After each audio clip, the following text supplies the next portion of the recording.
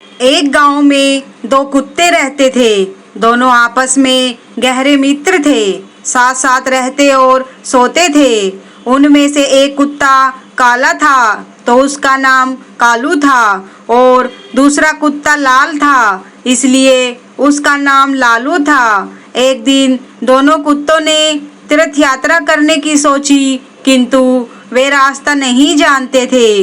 दोनों ने निश्चय किया कि यात्रा आरंभ तो करे, रास्ता तो अपने आप ही निकल आएगा। एक दिन वह दोनों एक साथ तीर्थ यात्रा पर चल दिए। चलते चलते रात हो गई। वे दोनों एक पेड़ के नीचे सो गए। थके होने के कारण उन्हें नींद भी आ गई। सुबह होने पर फिर अपनी यात्रा पर चल पड़े। एक गांव के पास पहुंचने पर उन्हें बहुत जोर से भूख लगी। वहां उन्हें कुछ चूहे दिखाई दिए। लालू की पूंछ खड़ी हो गई।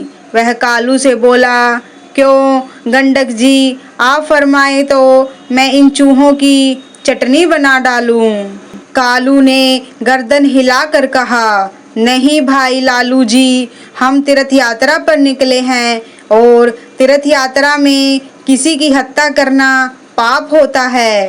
तो आप कोई दूसरा उपाय खोजो जिसमें किसी जीव की हत्या न हो तथा हमें मांस भी न खाना पड़े। दोनों कुत्ते एक चौराहे पर रुक गए। वहां पर एक मंदिर था।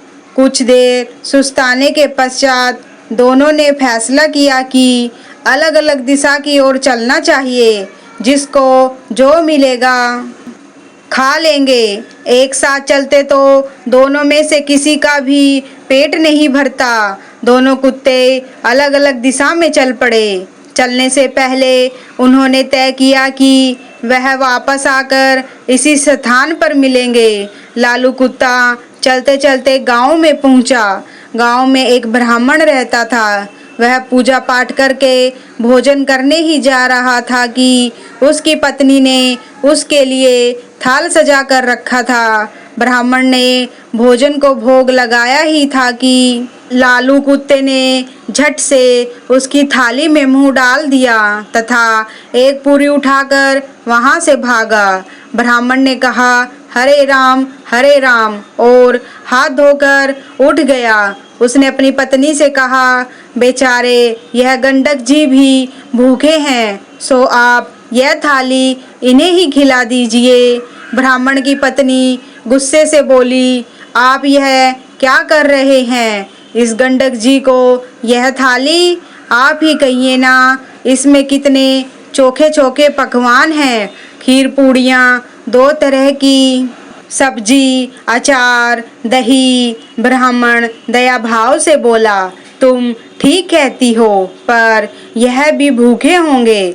आप तो यह थाली इन्हें ही दे दे। सोच लो कि इनके ही भाग्य में लिखी थी। इसके पश्चात ब्राह्मण ने लालू कुत्ते को खूब पेट भरकर भोजन करवाया। लालू ने उसे खूब दुआएं दी। उधर कालू कुत्ता एक किसान के यहाँ पहुंचा। किसान अपने खेत में काम कर रहा था। उसकी पत्नी थाल रख गई थी। थाल में बाजरे की रोटियां और सांगरियों का साग था। खेत का काम पूरा करके वह थाल खोलकर खाने को तैयार ही हुआ था कि कुत्ते ने तुरंत ही उसके भोजन में मुंह डाल दिया तथा थोड़ी सी रोटी का टुकड़ा लेकर वहां से भागा। किसान एकदम से गुस्से से भर उठा। उसकी आंखें अंगारों के समान लाल हो गई, भवें तन गई। उसने लाठी उठाई और गाली देते हुए उसने लाठी से इतनी जोर से वार किया कि कुत्ते की कमर टूट गई। वह पीड़ा से चिल्लाने लगा। कमर टूट जाने के कारण वह भाग भी नहीं सका। इसी बीच उसकी कमर में 2-4 लाठियां और पड़ गई। कुत्ता अधमरा हो गया। लालू चौराहे पर खा पी कर मस्त पड़ा था। वह आंखें फाड़ फाड़ कर अपने साथी की प्रतीक्षा कर रहा था। उसका साथी उसे कहीं भी नजर नहीं आ रहा था। लाचार तथा उदास होकर वह चौराहे पर बैठ गया। थोड़ी देर बाद उसे कालू नजर आया। वह लपक कर उसकी ओर आ रहा था। उसकी टूटी हुई कमर देखकर वह बहुत दुखी हुआ। पूछने लगा, भाई तुम्हारा साथ ऐसा किसने किया? कौन निष्ठुर पापी है जिसने रोटी के पीछे तुम्हारी कमर ही तोड़ डाली?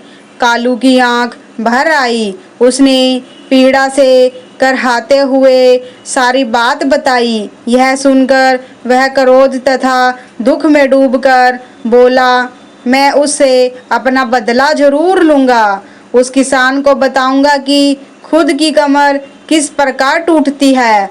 लालू भी कृतज्ञ होकर बोला, मुझे भी उस ब्राह्मण का कर्ज चुकाना है। उसने मुझ पर कितनी कृपा की है। मैं रोम रोम से उसी को आशीर्वाद दे रहा हूँ। इस प्रकार बातचीत करते हुए दोनों कुत्तों ने अंत में यह निश्चय किया कि उन्हें अपने प्राण त्याग देने चाहिए तथा प्राण त्यागने के पश्चात उनके घरों में जन्म लेना चाहिए। इत्तेफाक से ना तो किसान का कोई पुत्र था और ना ही ब्राह्मण का। दोनों कुत्तों ने मंदिर में आकर अपने प्राण त्याग दिए।